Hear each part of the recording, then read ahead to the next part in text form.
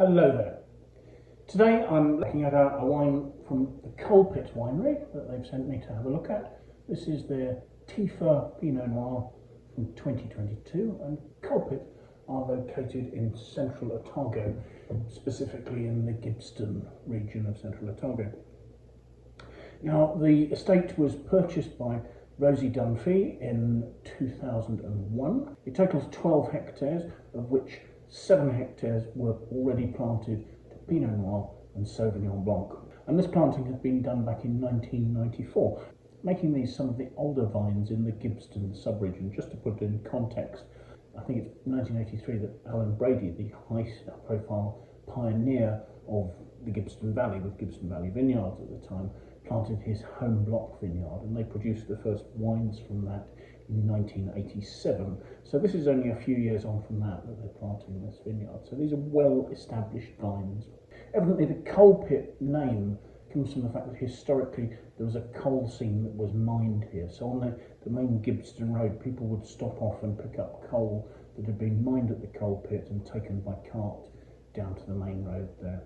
Now, Rosie's background was that she'd studied initially in Sydney at the Ryde School of Horticulture, and had then gone on to the UK to learn about viticulture and winemaking at Plumpton College near Brighton.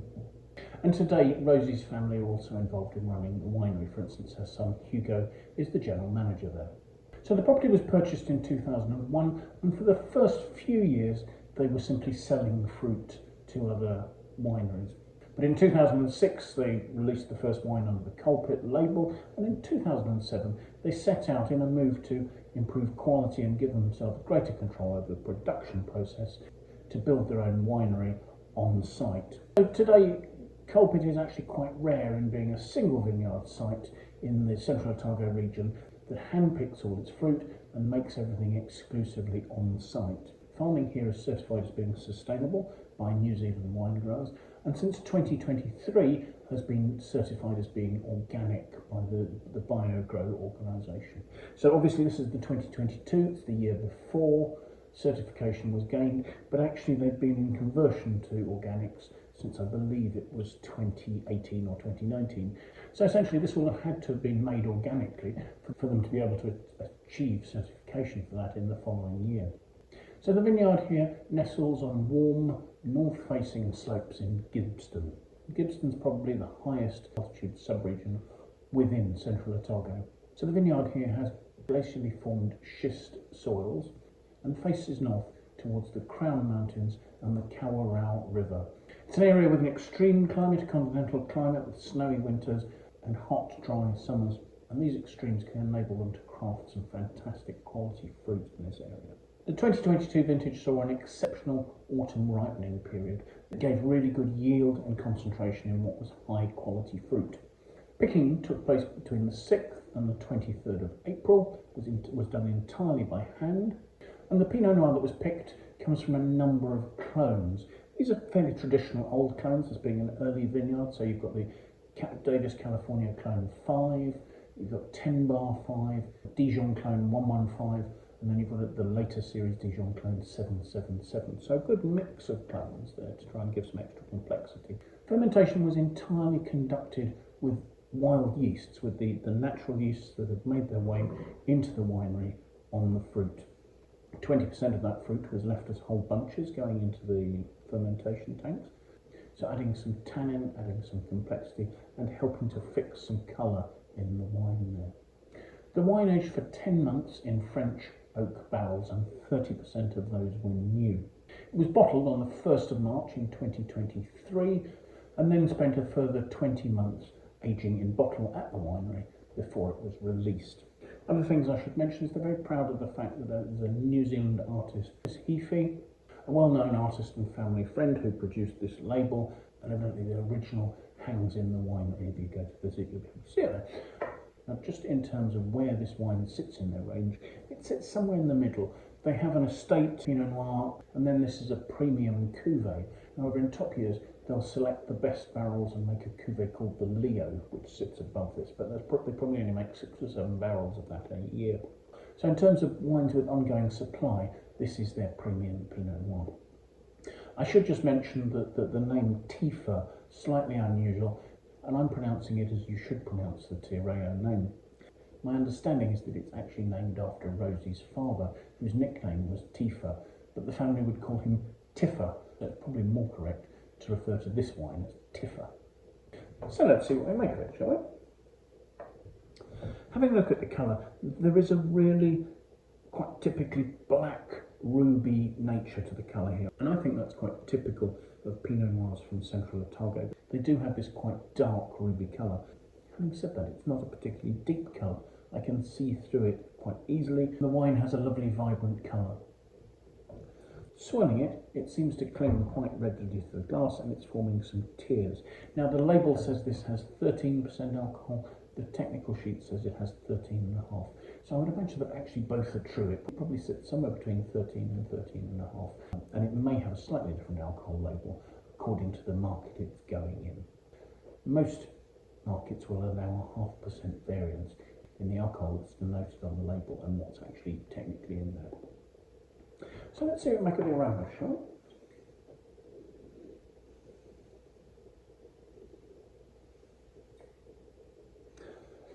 The aromas show two distinct notes here. You've got a very savoury, meaty style, but then that's overlaid by warm, ripe, rich red fruit. They're almost raisin notes. Certainly there's dark black to red cherry and prune touches there. But then the notes start to reassert themselves. You've got meaty notes, you've got touches of black olive, but the fruit is sufficient to ensure there's always a ripe note there. So let's have a taste, shall we?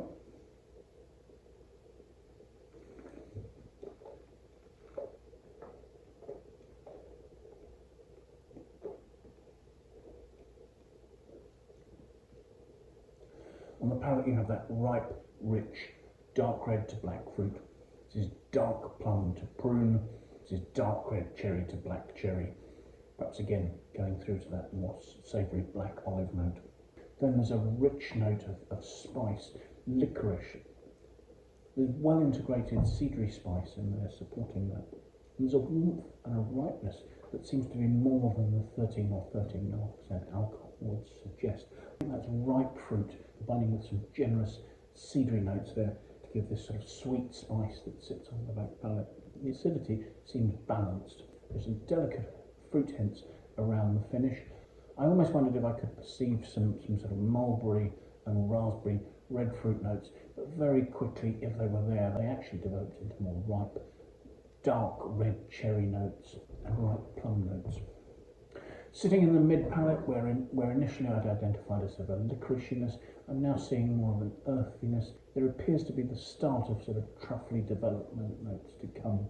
The wine is of midweight, probably through to being medium to full-bodied, but the tannins are supple, they're smooth, they're elegant, and all these things make me think that this is a wine that will probably quite rapidly develop some of those sort of truffle and mushroom development notes that can make Pinot Noir such a fantastic pairing with dishes that have game, mushrooms and truffles in. However, at the same time, I think these notes will probably develop quite quickly, and at best I don't think I would keep the wine much more than about another 10 to 12 years. I think the style of the wine is one that has some power and some weight and is meant to be left to develop in the bottle, but it lacks the more sort of angular, firm tannins and higher acidity that you would need if you wanted to age this for, say, 20 years or so. And it's a well-made, high-quality, approachable wine. I think it's quite typical of the style you see in Gibbston, and I think it'll develop very well in bottle given time. I had a look at the winesearcher aggregated critic score, and that came out at 94 out of 100. That may be a touch on the generous side, but even if that is the case, it's still acknowledging the fact that this is an approachable wine that appears to show it has the ability to develop over the years. I've been really quite impressed by this. I have made a tasting on the Winesearcher YouTube channel of the 2019 vintage of this, which might make an interesting comparison, as that had much more developed fruit notes. Thank you so much for watching. I do hope you found the video of interest. If you have, do please press the like button. If you'd like to watch more of these videos, the best thing to do would be to subscribe to my YouTube channel, and that way also you can set yourself a notification and you can be alerted every time I publish a new tasting. If you have friends you think might like to watch the tasting, do please pass it on to them. That would be a fantastic endorsement from you. I'd really appreciate it. appreciate that. If you'd like to leave any comments, please do pop something in the comments box below. I'd love to know what you think about the wines I'm looking at, the tastings I'm doing, or anything else that relates to that.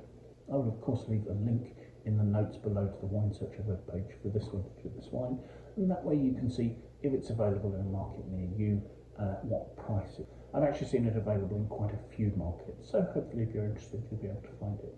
So thank you so much for joining us on this occasion, and I do hope you'll manage to make some time. Come and join us for another tasting in the very near future. Till then, bye for now.